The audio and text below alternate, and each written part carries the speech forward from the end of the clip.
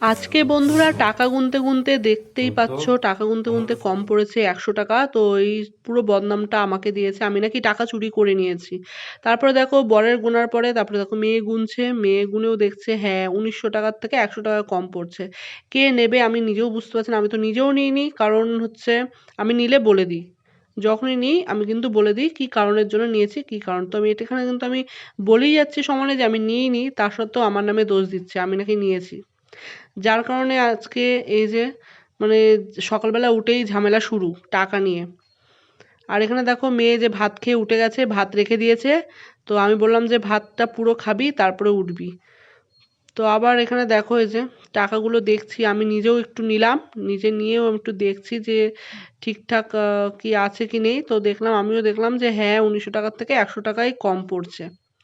তো কি বলবো বলো, আর বর তো মানে সমানে আমাকে বলে যাচ্ছে যে নিলে দিয়ে দে, নাহলে তুই নিয়েছিস আমার এরকম ভাবে নিলে কি করে হবে, এই সব একভাবে বলেই যাচ্ছে।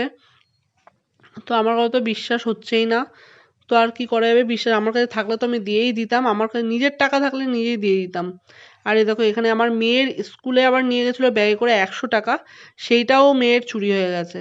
মেয়ে আবার চিৎকার চেঁচামেচি করছে যে আমার স্কুলে নিয়ে গেলাম, তো ওরও 100 টাকা চুরি হয়ে গেছে, ব্যাগ থেকে কে নিয়ে নিয়েছে জানি না।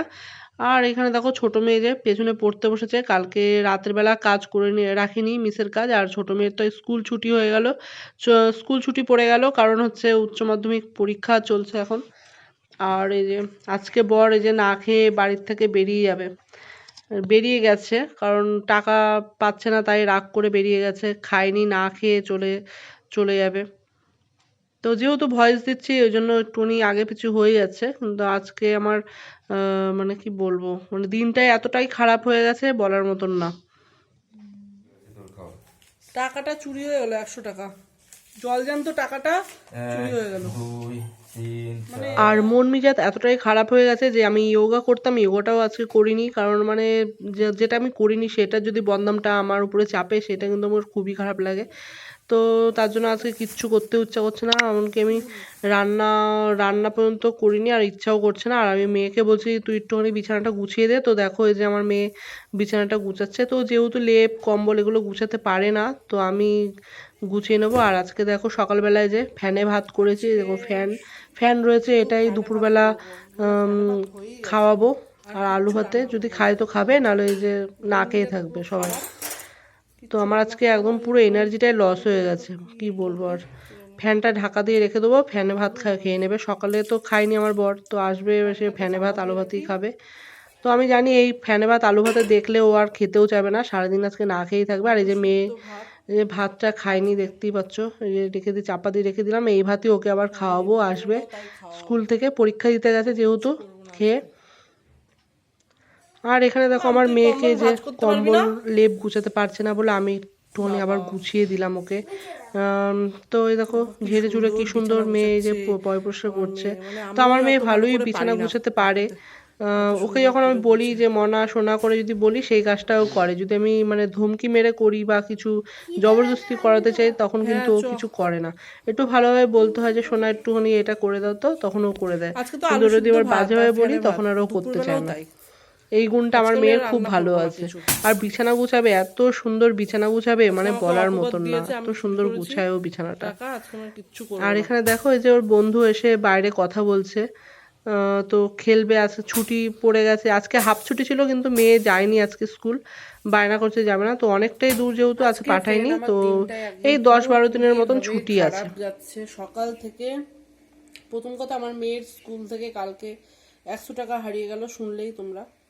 আর আজকে কালকে রাতে নাকি আমার বরের এখানে মানে পকেটে টাকা গুনে রেখে দিয়েছিল, আর সকালবেলা গুনে দেখছে যে 100 টাকা কম, আর সেই বদনামটা আমার, সেই চোরের বদনামটা আমার ঘাড়ে চাপাচ্ছে, মানে আমি নাকি নিয়েছি ওর 100 টাকা। আমি নিলে বন্ধুরা বলেই দিই যে আমি এই কারণে নিচ্ছি, কারণ আমার কাছে যদি উপরন্ত থাকে টাকা আমি আরো দিয়ে দিই দরকার লাগলে, আর ও আজকে আমাকে চোর বানাচ্ছে। তো তার জন্য দেখো রাগ করে সকালবেলা চলে গেছে না খেয়ে, না খেয়ে রাগ করে চলে গেছে। এখন মানে আমি তো কাছে কোনো কিছু রান্নাই করিনি, মানে সবার রাগ আছে, আমার মনে হয় রাগটা কিছু নেই। আমি আজকে আমার সকাল থেকে মানে মাথাটা খারাপ হয়েছে, যেটা করিনি সেটার নামে মানে আমাকে বদনাম করছে যে আমি নিয়েছি। তো তার জন্য আজকে আমি রান্নাবান্না কিচ্ছু করিনি। এখন ওই যে কাজ টাজ করে এখন আমি এখানে বসলাম। দেখো দেখতেই পাচ্ছ স্নান টান হয়ে গেছে আমার, যে স্নান টান হয়ে গেছে। তো এখন আমি বসে আছি। তো বসে ভাবলাম যে ভিডিওটা এডিট করা যাক আর একটুখানি, মানে পুরোপুরি ভিডিওটা মানে পুরো কমপ্লিট হয়নি, তার জন্য একটু কমপ্লিট করে ভিডিওটা এডিট করব। আর আমার ঘরে যে কি হয় আমি তো কিছুই ভিডিওতে কিছু বলিই না, মানে কিছু দেখাতে পারি না। আমার মানে বাড়িটার ভিতরে এত খতরনাক খতরনাক মানে ঝামেলা হয়, মানে কি বলবো বন্ধুরা। তো এইটুকুনি আমি আজকে ভিডিও করেছি। তোমরা দেখো আমার সংসারে কিরকম মানে হয়, যেটা আমি করি না সেটাও বদনাম চাপে আমার ঘাড়ে। আর মিথ্যা বদনাম তো আমি সহ্য করতে একদমই পারি না, সেটা সবাই। মিথ্যা বদনাম কেউ সহ্য করতে পারবে না। আমি ওকে আগেও বলেছি, যদি তোমার অসুবিধা হয়, এরকম ধরো টাকা থাকছে না, তুমি আমার কাছে দাও, আমি রেখে দেবো। ও আমার কাছে রাখবে না, কিচ্ছু করবে না, ওর মতন করে রাখবে। আমাকে বলছে যে আমি রাখতে পারবো না ঘরে। তুমি রাখো, তোমাকে কে বারণ করেছে? কিন্তু তোমার মধ্যে টাকা কে নিচ্ছে তাহলে? কে নিচ্ছে তাহলে টাকাটা? তাহলে তুমি আমার নামে দোষ দেবে? আমি তোমার পকেট থেকে টাকা চুরি হচ্ছে, তুমি আমার নামে দোষ দেবে? মানে টাকা দেবেও না আমার কাছে, আর টাকা চুরি হলে বলবে আমি আমি নিয়েছি। এবার ওর টাকা ওর কত কি গুণে রাখে না রাখে সেটাও আমি কিন্তু জানি না। হ্যাঁ, এবার ও আমাকে বদনাম করার জন্য এরকম করতেও পারে, জানি না মানুষের মধ্যে কি আছে। যাই হোক, আর কি বলবো, সংসারের কথা তো বেশি সোশ্যাল মিডিয়াতে আনতেও আমার ভালো লাগে না। এরকম মানে পরিস্থিতির মধ্যে আছি। তো ওই মেয়ে ভাত আছে, মেয়ের জন্য ভাবছি কি করা যায়। আর আজকে ওয়েদারটা এত মানে কিরকম যেন আজব টাইপের লাগছে। তো চলো আজকে ভিডিওটা বেশি আর মানে করলাম না, ভালো লাগছে না, আর মন নিয়ে পুরোপুরি খারাপ।